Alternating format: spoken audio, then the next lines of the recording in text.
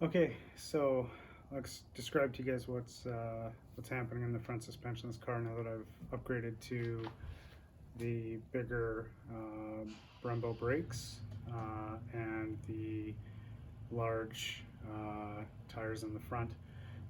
Basically what's happening is I'm having issues with my front tires under braking, moving back and hitting the fender lip behind the wheel. I've actually removed them right now because they're moving back so much and causing so much damage. I calculated it looked like they were moving back about inch to an inch and a half on both sides under braking, so pretty significant amount of movement. The suspension in the car did consist of energy suspension bushings in the front lower control arm in the inner, and energy compliance bushing as well. In this episode, I'm going to walk you guys through upgrading these to Sphericals. I've got PCI compliance bushing in the back and K-tuned, one K-tuned lower control arm with spherical ends in the front, and the other one's an OEM one with the spherical bearings from the bent K-tune arm pressed into it. So hang in there, we'll go through bit by bit how to do this. Sorry, one more thing I thought I'd do is I kind of describe what's happening. So with the urethane or rubber joint here in the inboard lower control arm and the urethane or rubber compliance bushing at the back, what happens is under braking and acceleration you get movement this way out of those bushings. So what happens is there's a little bit of compliance back here and there's a little bit of compliance here, and what happens is you basically picture, I use a shop rag roll. Picture this is our front to back of the vehicle. Under braking, what's happening is it's going like this. So you get a little bit of movement here and a little bit of movement in the back, and it compounds it and moves it out. Moving this arm out moves the wheel back in the wheel well and causes our issues. So we're going to put spherical in here and spherical in here, and no more movement, which would be great. Should also have benefits in feel and everything else, turning and all that stuff as well. So yeah, I described to you what was happening.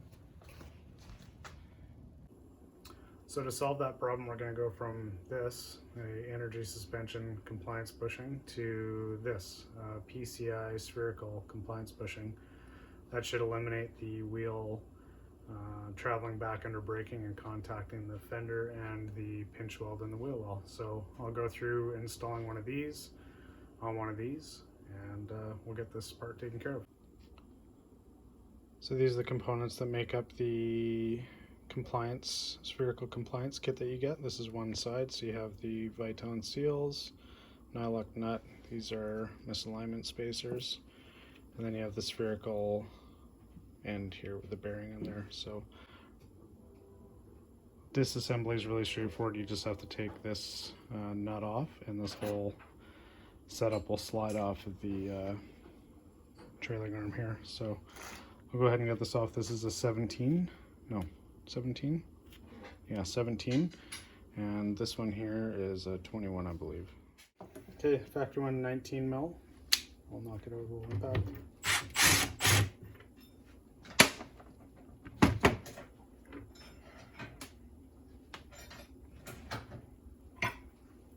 Make sure you take the washers off as well with it. You don't need them with the PCI items. So we'll take these and set them. And then we'll take our PCI components. So I have the misalignment spacers in here. There's the Viton O-ring is in on each side to seal it. And as you see, there's some copper anti-seize on here because I assembled this once and didn't have my camera rolling, so I got to redo it again.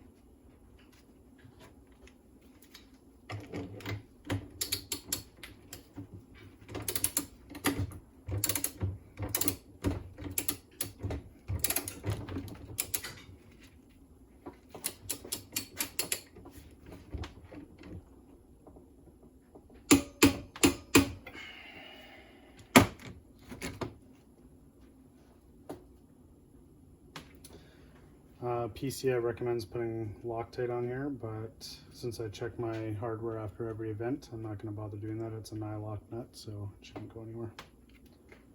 And that's it. So we'll take these and put the back on the car. Okay, last item on the list is the lower control arms, if you can see them here. So these are the stock ones off my car. These are EG. I have an EG DC2 subframe swap in my car with all the lower arms. Another good point is those compliance bushings that I'm putting on, they're not for an EK Civic, they're for a DC2 EG generation. So these are energy suspension. They worked good with the 15s and the 205s and the 225s that I ran, but since jumping up to the 17s, you've seen the issues I described them earlier, so we're gonna go spherical. These are K-tuned spherical arms. I got these used from a fellow competitor for $100 because he had an accident and actually bent one. So you can see this one is quite a bit more bent, and it's kind of crazy when you look at it. I couldn't see where it was bent, but it's actually here. So this is egg shape. When I take a socket and put it over, it kind of highlights it's tight on the sides, loose on the end. So I've already pressed this one out. What I'm doing is I'm pressing them out of this arm to go back into my stock arms that are not bent. Saving money. These are like $500 or $600 new. Get them for $100. If I can make them work, I make them work. It's a budget car and I don't have budget for the big stuff, so do what I gotta do. So I'm gonna see if I can press this one out. This one was a bugger to get out, so we're gonna see if we can press this one out, which is the damaged egg shape one. Hopefully it lasts a while. If not, then it is worth it. I'll just put the energy ones back in. These are just for the shocks, so they just increase ride harshness, I guess, or feel. So press it out, see what we can do here. So quick and easy budget press setup. Big socket here, little socket here. These are Princess Auto sockets. They're like $7 a piece, and they make good press slugs. So and you can get them in all sorts of sizes. So that's what we're using on this one. So we'll quickly, hopefully, press this one out if it's not too stuck. We'll see here.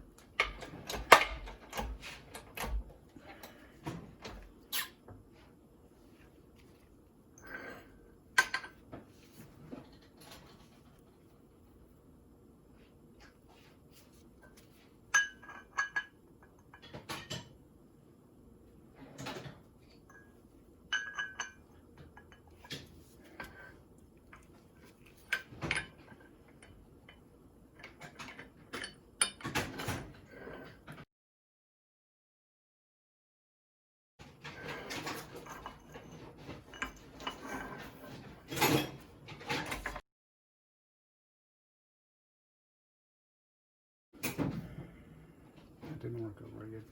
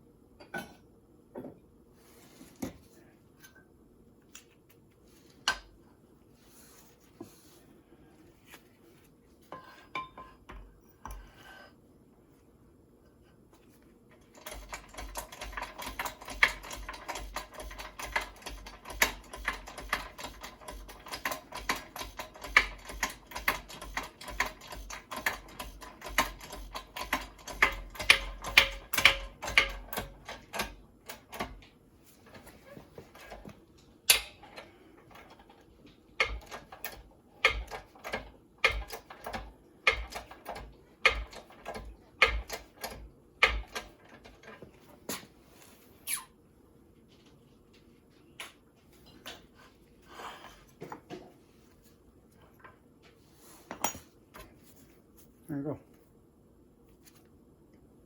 Got it out. That's the side that's egg-shaped. We'll see if it straightens out when I put it into the new arm. Next up, I gotta get my socket out of here.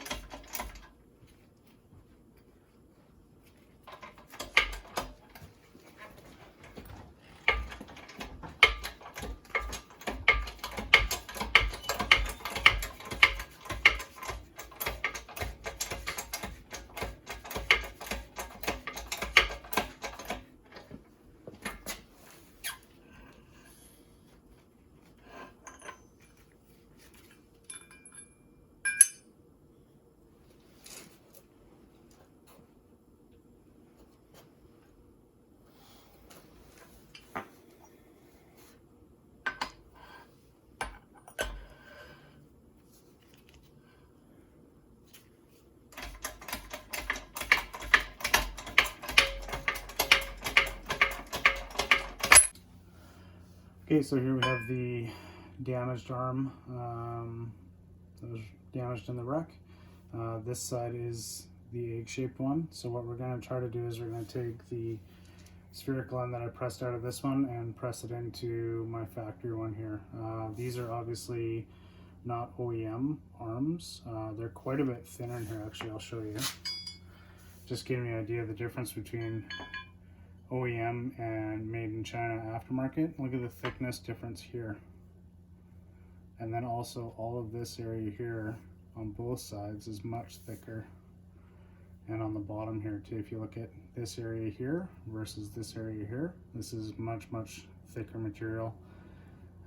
So if you have the option, stay with the OEM arms and put sphericals into these because they're significantly better quality. So get started pressing them out here. Pressing them in, sorry.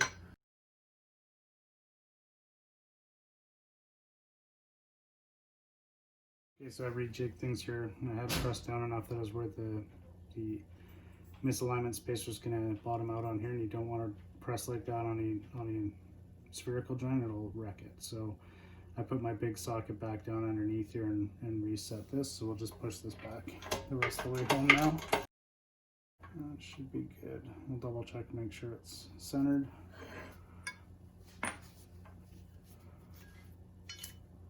Yep.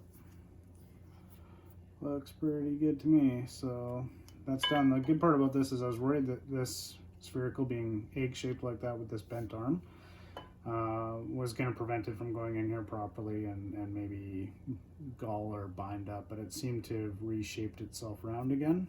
So we'll see how long this lasts. It's obviously had a pretty decent hit, so we'll see how long it lasts.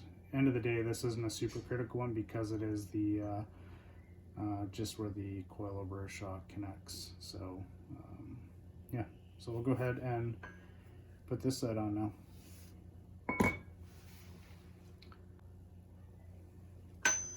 So as you can see, this is all frosty. I actually put it in a freezer a couple days ago, and since you last saw me doing the compliance bushings and stuff, this is the next day because I couldn't find this. I didn't know where the hell I put it. Turns out I had it in the deep freeze all along, but I spent 2 hours tearing the garage apart looking for it. So note to everybody, make sure you remember where you put this stuff because that would have been a bad day. So go ahead and press this bad boy in. That was easy. Yeah, looks about right. So that's done. Okay, so on the passenger side, I actually just took the whole K-tuned arm and put it on the car. Obviously, there's some strength differences between OEM and these, but I just don't have the time to press these ones out and press them into my OEM arm. I still have the OEM arm there, so I'll probably do this at a later date, or when these sphericals go bad, I'll press new ones into the new or into the OEM arms. So we'll go ahead and put all that stuff onto here. Alright, so we'll go ahead and get this put back on here. You'd have to drop the sway bar down, so just have it hooked up in here temporarily.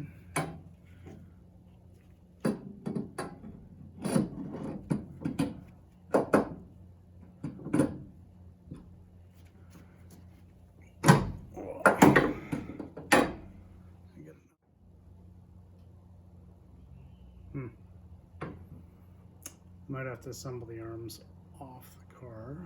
Actually, no, I know what I can do. 1 second.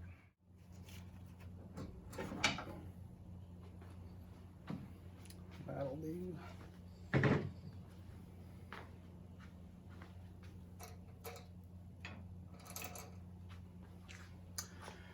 Okay, so as you can see, I was having issues getting the arm to line up with the other one, so I took this bolt off on the inside of the front lower control arm just to get it down, and now I've got the ability to get everything lined up.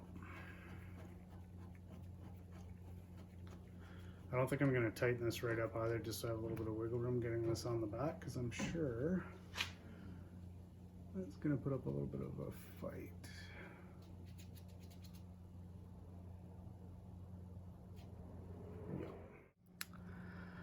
Okay, so as you can see, I've got these 2 bolts started, but look at this here. So I've got the spoon or blocks, can't remember what the hell they call these. It's like a brass washer that goes in that perfectly aligns the subframe with the car, and the shoulder on it's fairly big, and as you can see, it's interfering with that going up into place. So I'm gonna have to trim one of these. I suspect, just for simplicity, I'm probably gonna trim the compliance bracket. Don't really want to do that, but getting these out is a pain in the ass, so that's probably what I'll end up doing. Okay, we'll come back in a minute.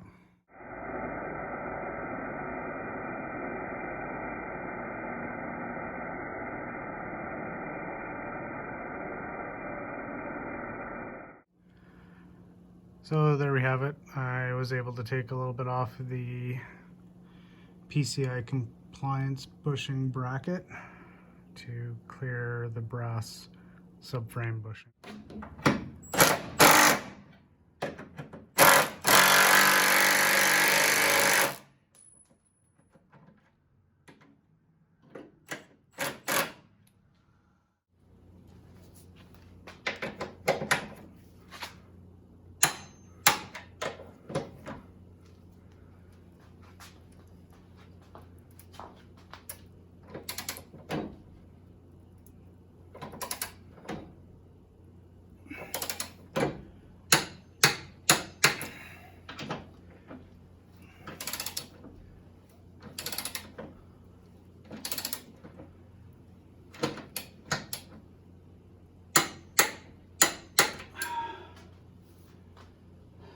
Okay, one side done.